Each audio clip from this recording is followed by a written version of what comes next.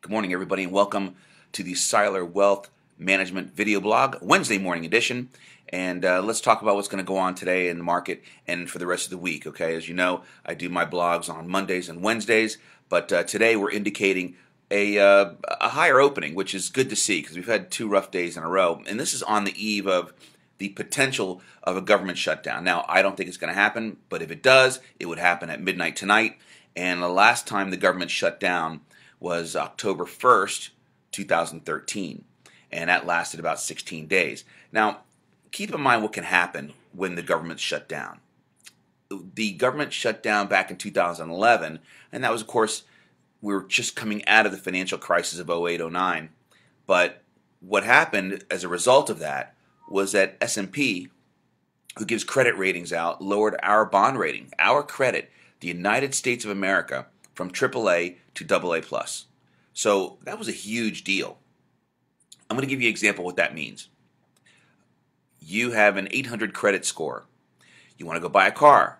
Guess what? Because you have an 800 credit score, you're getting a car from the Chevrolet dealer at 1.9% for 5 years. Great. If you have a 600 credit score, you may get a rate at 6.9%. So if the better your credit is, the better terms you're going to get on loans, right? Same thing with the government.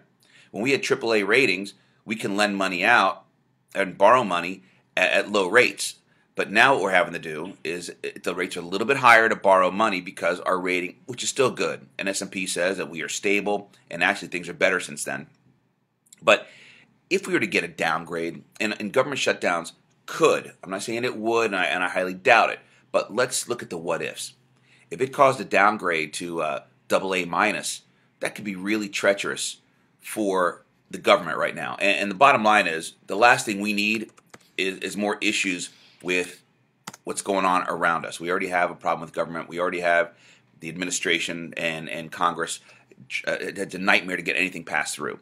So, look, it costs $10 billion a day to run the country, roughly, plus or minus. We are $18, $20 trillion in debt. Something has to be done. I know there are some tax plans out there, but, nobody knows if these tax plans will work. I know Trump has one, which looks great on paper. I know Jeb Bush has one.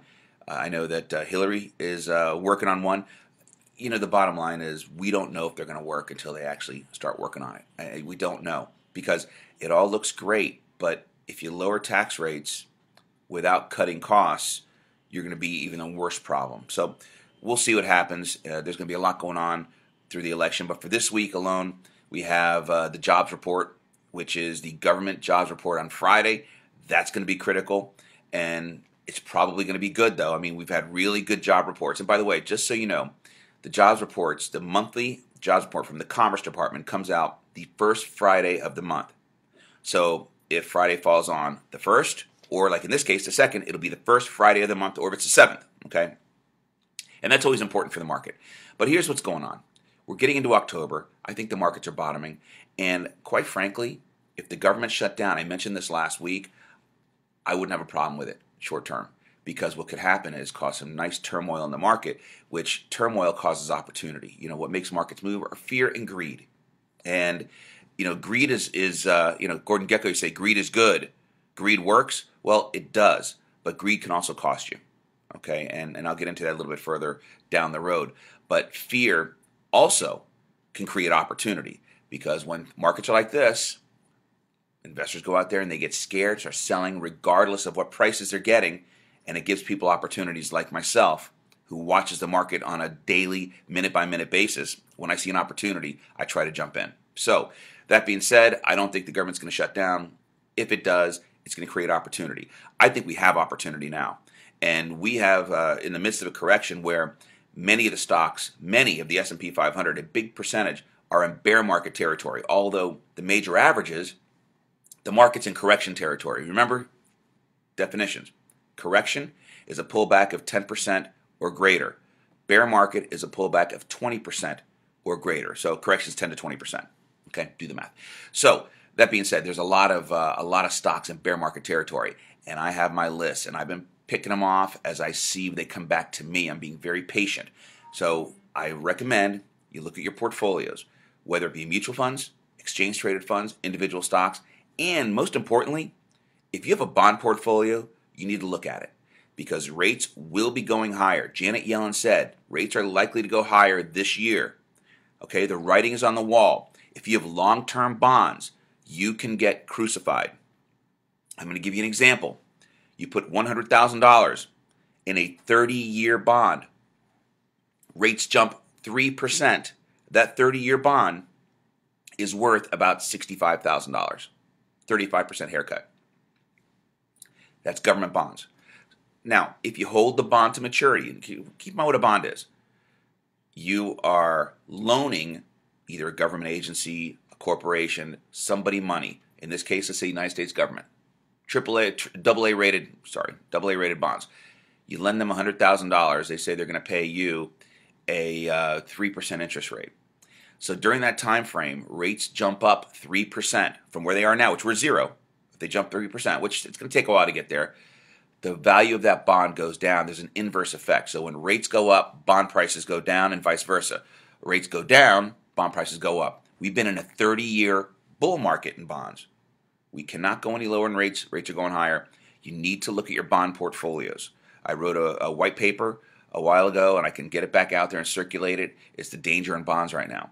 So if you're going to own bonds, which I understand a lot of fixed income investors have to own bonds, we have alternatives to that don't have that type of bond market risk. So certainly contact us if you need some ideas.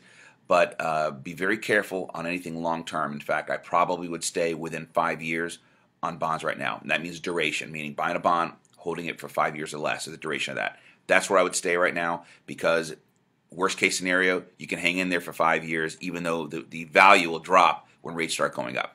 All right, let's go into the Green Bowl. You guys have been sharing my video. Thank you very much. Continue to share, and you'll continue to get cruises as long as I keep getting them from Grand Celebration. It's a 2-night cruise out of Palm Beach to the Bahamas.